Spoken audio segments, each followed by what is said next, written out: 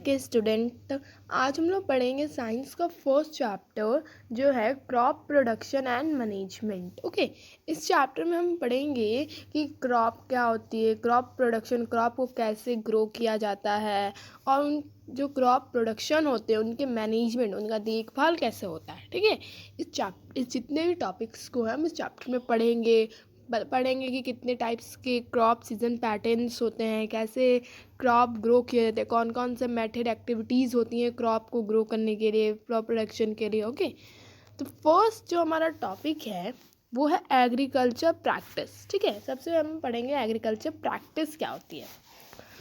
So the first para is the plant of the same kind are cultivated at one place on a large scale, it's called crop।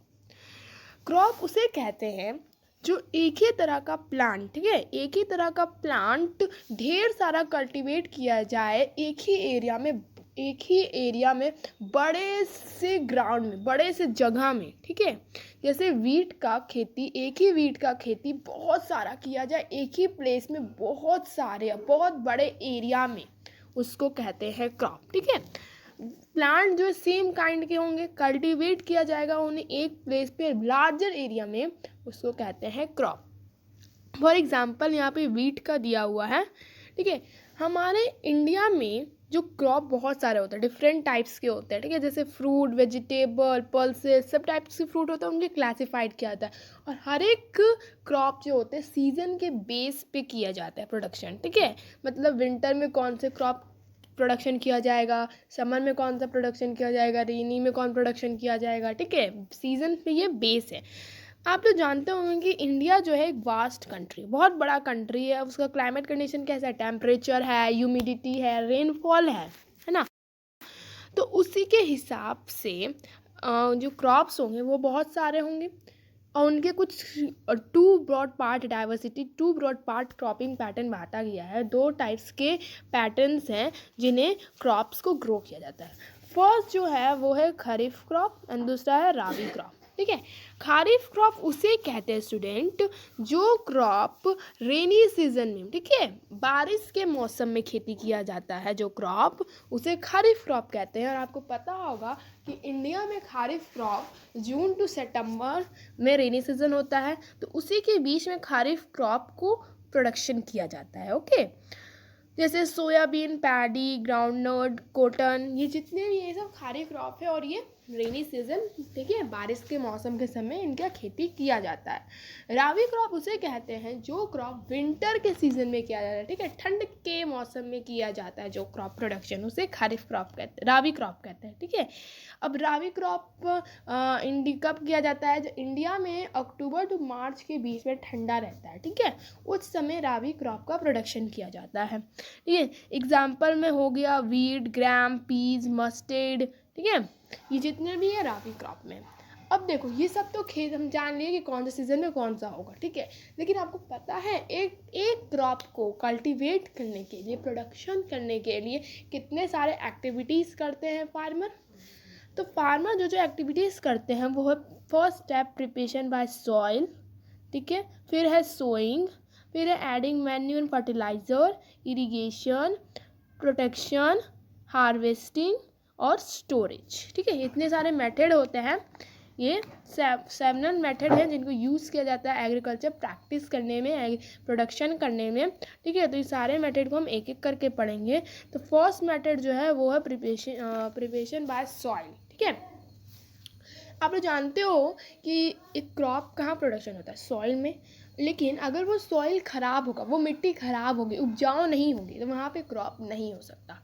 ठीक है, तो पहले क्या किया जाता है, पहले मिट्टी को अच्छा किया जाता है, मिट्टी को गुड क्वालिटी में लाना होगा। जब तक मिट्टी अच्छा नहीं होगा क्रॉप अच्छा नहीं होगा।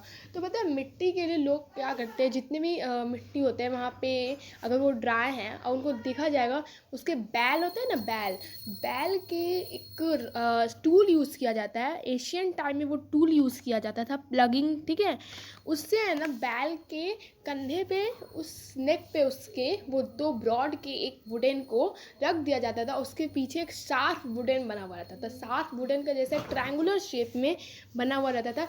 उन बैल को आगे लेके जाते थे और उससे क्या किया जाता था, मिट्टी को एकदम बेसिक में ना फ्लैट कर दिया जाता था लैंड को, ठीक है, कि जब हम प्रोडक्शन करेंगे तो बहुत ईजिली हो और जितने भी वहाँ पे जो सॉइल ख़राब है उनको ठीक करने में ईजिली हो जाता है। ओके, तो आप देख सकते हैं यहाँ पे टूल का यूज़ किया जाता है, ठीक है, एक प्लगिंग, हॉ और कल्टीवेटर, ये 3 जो है ना इनसे यूज़ किया जाता है सॉइल प्रिपरेशन करने के लिए, ठीक है। आप यहाँ पे देख सकते हो बैल की, ये इसको प्लगिंग कहा जाता है। प्लगिंग जो है ना वो ओल्ड मेथड था, ठीक है, एशियन टाइम में उसको यूज़ किया जाता था। वो एक वुडन का रहा करता था, वुडन भाग, और उसमें देखो ट्रायंगुलर शेप में ये स्ट्रक्चर बना हुआ है, ठीक है। ये बैल के पीछे इसका ये 2 पार्ट है, उसको रख दिया जाता था और पीछे से वो शार्प वाला जाता था, ठीक है, जिससे वो आगे आगे चलते थे और जो जितने भी अनवांटेड क्रॉप उगे, जैसे वीड्स जो होता है ना, वीड्स किसको कहते हैं, unwanted cultivated grow with crop, weeds कहते हैं। वीड्स उसे कहते हैं स्टूडेंट जिससे हम क्रॉप प्रोडक्शन करते हैं, उनके साथ देखते हो घास फूस अलग सा उग जाता है अलग से, ठीक है, जिसको हम खेती नहीं करते लेकिन फिर भी हो जाती है वो बहुत सारे।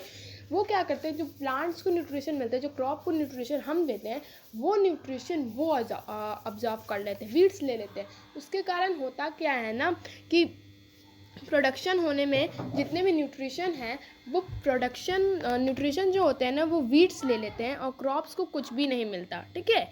तो उससे क्या करते हैं, सॉइल सबसे पहले यही किया जाता है कि जितने भी वीड्स हैं उनको रिमूव किया जाए, ठीक है। तो वो प्लगिंग से हुआ करता था, प्लग सिस्टम से। हॉ आपका यूज़ किया जाता था, वो आयरन रॉड का बना हुआ रहता था, वो भी प्लगिंग करने में ही यूज़ होता था, ठीक है। तो हॉ जो है ना वो ब्लेड, ये एक स्ट्रक्चर होता था, आप देख सकते हो ये स्ट्रक्चर है रॉड का, और रॉड का ये स्ट्रक्चर है, इसको यूज़ किया जाता था, ठीक है।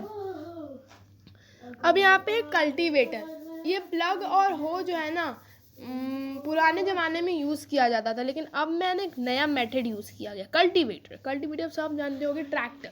आप तो ट्रैक्टर यूज़ करते हो क्योंकि ट्रैक्टर बहुत ईजिली और टाइम भी बचाता है और लेबर भी नहीं लगता, उसमें अपना ही खेती हो अपने से कर लिया होता है। तो ट्रैक्टर के पीछे देखते हो लगा हुआ था ब्लेड टाइप का, वो प्रिपरेशन करने में ईजिली हो जाता है, ठीक है। तो अब लोग प्लग और हो का यूज़ ना करके कल्टीवेटर का यूज़ करते हैं, ठीक है।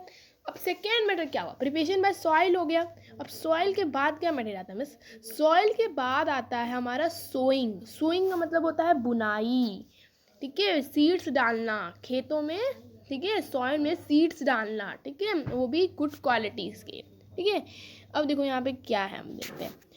सोइंग सबसे इम्पोर्टेंट पार्ट होता है प्रोडक्शन के लिए, ठीक है। इसे चेक किया जाता है कि सीड कैसा है या क्या वो गुड है, हेल्दी है क्रॉप प्रोडक्शन करने के लिए, हायर यार्ड कर सकता है, ठीक है। तो सोइंग किया जाता है, बुनाई, खेतों में जो जितने भी डैमेज होंगे उनको सबको चेक करने के। तो बुनाई करने के 2 मेथड थे, एक ट्रेडिशनल मेथड और एक जो मेथड है एक है सीड ड्रिल, ठीक है। ये 2 मेथड यूज़ किए जाते हैं। अभी हमने क्या पढ़ा था, सॉइल में प्रिपरेशन करने के लिए बैलों के पीछे वो प्लग वाला डाल दिया जाता था टूल्स, जिसके कारण जो बैल आगे चलते थे तो पीछे से वो जितना भी सॉइल है वो बेनिफिट एकदम फ्लैट हो जाता था, ठीक है।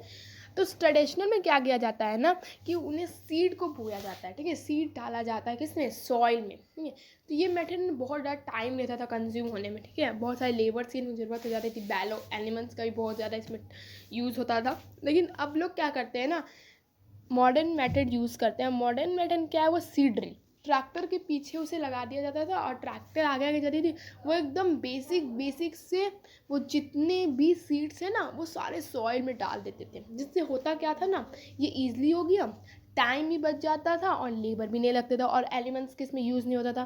तो ये 2 मेथड यूज़ किए जाते थे बुनाई के लिए, ठीक है, सीड्स को सॉइल में डालने के लिए।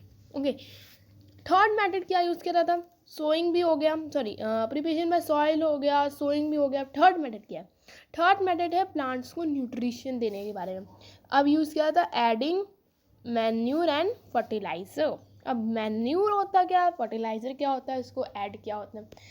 जैसे हम लोग काम करने के लिए पहले वो एनर्जी चाहिए, एनर्जी के लिए हम खाना खाते हैं, उसी तरह से प्लांट को है ना न्यूट्रिशन चाहिए क्रॉप प्रोडक्शन करने के लिए, तो उन्हें दो टाइप्स के प्रोडक्शन होते थे, एक होते थे मैन्यूर, एक होते थे फर्टिलाइज़र। मैन्यूर जो होते थे ना वो ऑर्गेनिक मैटर से होते थे और फर्टिलाइज़र वो केमिकल का होता था। ठीक है, ये प्लांट्स की न्यूट्रिशन के लिए होता था कि प्लांट्स न्यूट्रिशन मिले, अगर वो प्लांट थोड़ा सा डैमेज हो तो उनको न्यूट्रिशन मिलने से वो हेल्दी हो जाए और प्रोडक्शन अच्छा होगा।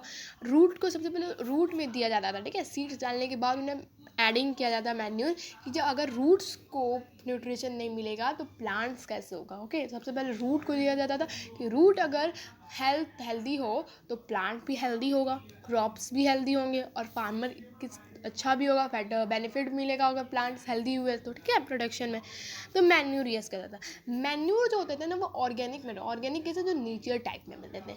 उन्होंने क्या करते थे, जैसे डेड प्लांट जो होते थे, डेड एलिमेंट्स जो होते थे उनको कहाँ दबाया जाता था, सॉइल में, जिससे वो क्या होता, खाद बन जाता था बाद में। ठीक है, अब खाद कैसे बनता था, एक बड़ा सा गड्ढा लेते थे, उसमें जितने भी ऑर्गेनिक मटेरियल जैसे सीवेज वेस्ट, प्लांट वेस्ट, ठीक है, वेजिटेबल वेस्ट, जितने भी वेस्ट मटेरियल होते थे ना खाने वाले, उन सबको है ना वो गड्ढे में डाल देते थे और उनके साथ माइक्रो ऑर्गेनिक्स डाल देते थे। माइक्रो ऑर्गेनिक मतलब अर्थवॉर्म हो जाते थे, अर्थवॉर्म को उसमें डाल देते थे और उसे कवर कर देते थे वो गड्ढे को, और 2-3 महीने बाद देखो वो एक खाद तैयार हो जाएगा जो बेनिफिट होगा क्रॉप्स के लिए।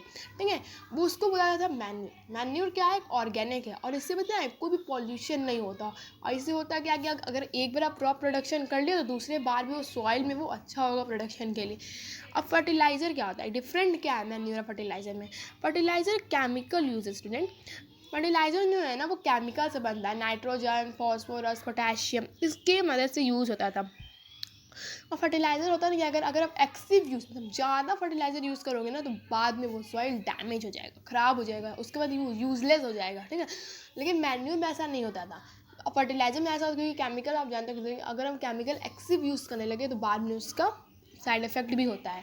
तो फर्टिलाइज़र जो है ना, इसी के लिए लोग अब ज़्यादा फर्टिलाइज़र ही यूज़ करते हैं कि अच्छा होगा, बेनिफिट होगा, वो भी ग्रोथ एंड डेवलपमेंट ही देता है प्लांट को। लेकिन इससे क्या होता है, वाटर पोल्यूशन होता है। जितने भी वाटर्स के होते हैं, अगर पानी देते हो, जितने फर्टिलाइज़र निकलते हैं वो जाके वाटर में जाके ज्वाइन हो जाते हैं, जिनके कारण वाटर पोल्यूशन भी होता है। ठीक है, तो ये हो गया मैन्यूर एंड फर्टिलाइज़र। एक होता है क्रॉप रोटेशन। क्रॉप रोटेशन वो किया जाता है, the crop growing in same piece of land पर बट प्री प्लान सक्सेस। ठीक है, एक ही लैंड में डिफरेंट टाइप्स के क्रॉप करने के लिए पहले से प्लान बनाया जाता था कि इन क्रॉप को कैसे किया जाएगा प्रोडक्शन, इसको बोलते थे क्रॉप रोटेशन। ठीक है, क्रॉप रोटेशन अभी आपको उतना ज़रूरी नहीं है, आप जब 9-10 में जाओगे तो इसकी मेथड बहुत ईजिली होंगे इसको समझने में। ओके, तो नेक्स्ट है difference between fertiliser and manure. Okay, इसमें बताया जाएगा दोनों का डिफरेंस, बीच में तुलना किया जाएगा कि फर्टिलाइज़र और मैन्यूर में क्या डिफरेंस है। हमने देखा कि फर्टिलाइज़र केमिकल यूजेस बनता है और मैन्यूर वहाँ पे ऑर्गेनिक से बनता है। ओके, तो देखते हैं कि मैन्यूर और फर्टिलाइज़र में क्या अंतर है। Fertiliser is a man made and inorganic salt. ठीक है, जानते हैं fertiliser man made, human made से बनता है, और ये ना कि नेचर से ना बनता है। ये किससे बनता है, मैन मेड बनता है, इंसान बनाते हैं, और ये ऑर्गेनिक नहीं होता है। ओके, उसी तरह मैन्यूर में देख लो, मैन्यूर में क्या देगा, manure is a natural substance obtain by decomposition of cattle, Dang and plant residence. Manure natural होता है सब्सटेंस, ये कहाँ से मिलता है, ये डिकम्पोजिशन, जैसे हमने बताया ना, पीट में डाल देते थे, गड्ढे में डाल दिए देते थे, जितने भी वेस्ट मटेरियल है, कैटल के जितने भी वेस्ट मटेरियल है उन सबको डाल के वहाँ पे कवर करके 2-3 महीने बाद वो खाद तैयार हो जाता था। ठीक है, अब प्लांट्स को बहुत बेनिफिट मिलता था। सेकेंड हमें मिलता है फर्टिलाइज़र से क्या, फर्टिलाइज़र प्रिपेयर इन फैक्ट्री। ठीक है, जानते हैं केमिकल फर्टिलाइज़र जो बनेगा कहाँ बनेगा, इंडस्ट्रीज़ में बनेगा।